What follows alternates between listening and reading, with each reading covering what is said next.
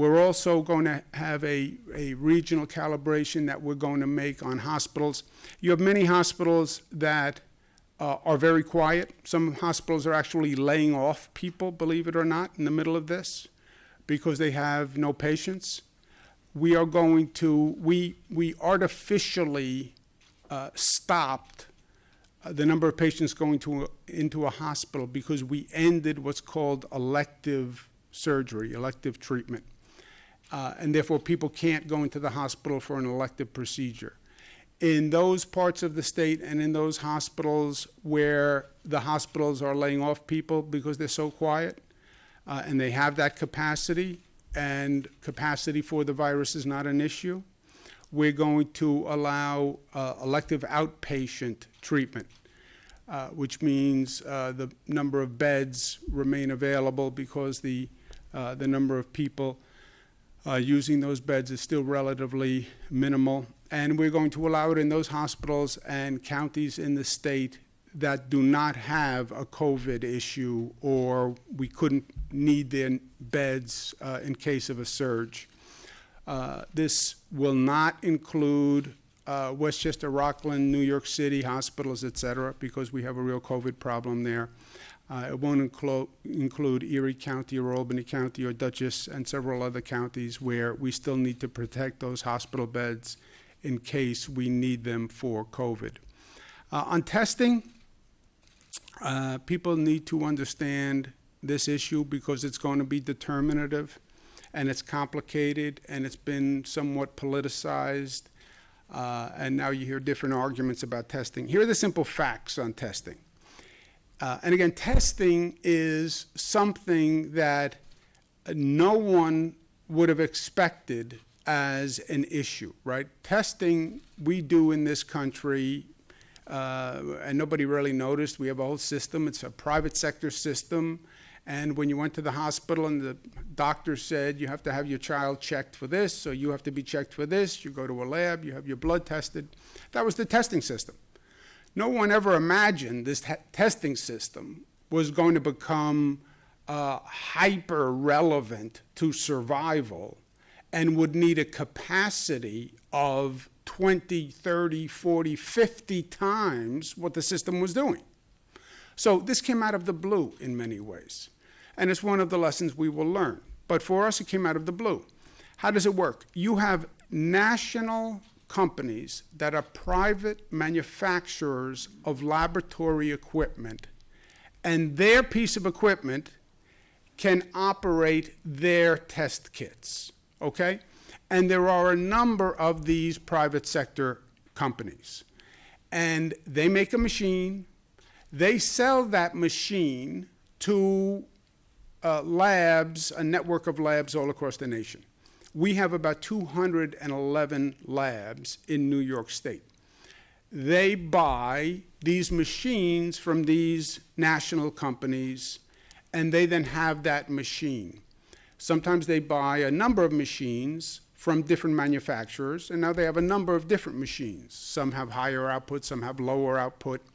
But each one requires that you go back to that manufacturer to get a test kit and reagent that works for that manufacturer's machine, okay? So it gets very complicated quickly. There are different, what they call reagents, chemicals, that you need for each manufacturer's test kit and each manufacturer's machine. And the big labs will have bought a number of different machines from a number of different manufacturers, okay? So these are some of the big manufacturers, not all of them. You hear about Abbott, which has a new fast test. And these companies are all working to come up with these tests now, and who's faster and who's quicker, 1 hour test, 20-minute test, 15-minute test, 5-minute test. But every one of those manufacturers, you need to have their test kit and their reagents to operate on their machine. And you have some labs that have 5 or 6 different manufacturers' machines.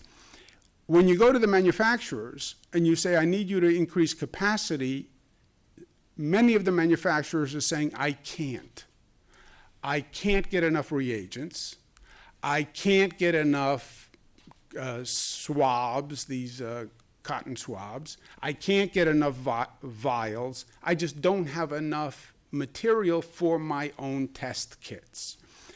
That's the determiner of testing capacity, okay? And you're asking a system that, let's say normally did 1,000 tests. You're asking a system that did 1,000 tests, by the way, I need 50,000 tests. So they didn't anticipate this volume. And some of these manufacturers will say, look, I have a supply chain that is an international supply chain. I get my chemicals from China. I get my chemicals from here. So that ability to ramp up is what we're all struggling with.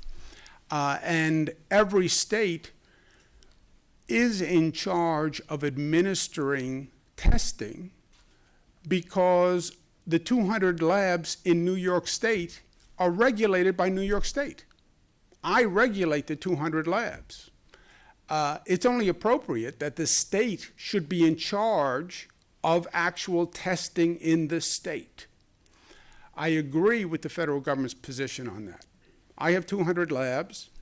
I should come up with a system that says how many tests in Buffalo, how many tests in Albany, how many tests in Manhattan, how many tests in Long Island. That's my business. I should be held responsible. I should be held responsible for making sure those 200 labs actually deploy across the state in a smart way. Hold me responsible. Where it gets hard is when the labs that I regulate say the manufacturers are the problem.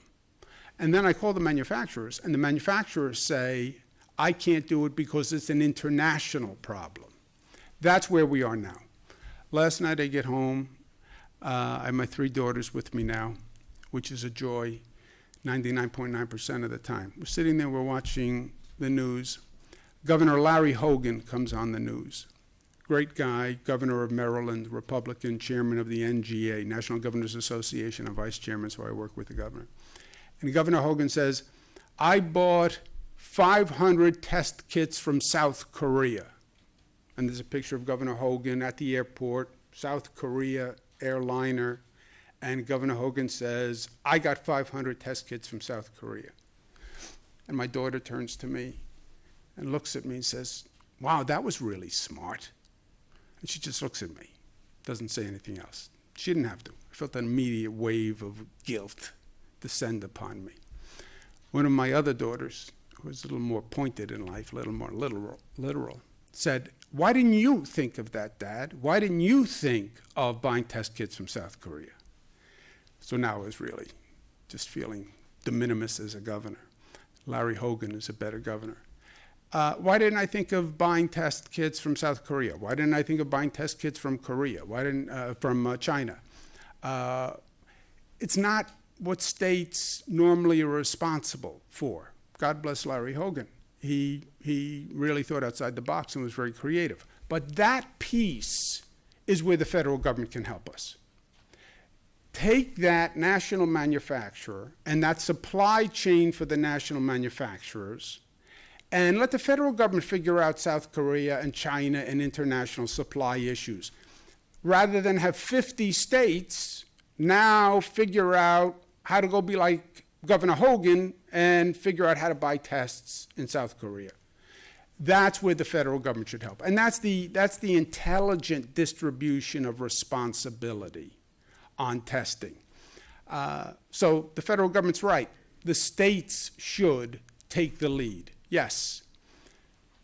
Partnership, federal government, you have to help us with this national manufacturer and the supply list. After you do the testing, states have a second big task, put together an army of tracers who then trace each person who tested positive, who did they contact, and then isolate those people who you contact.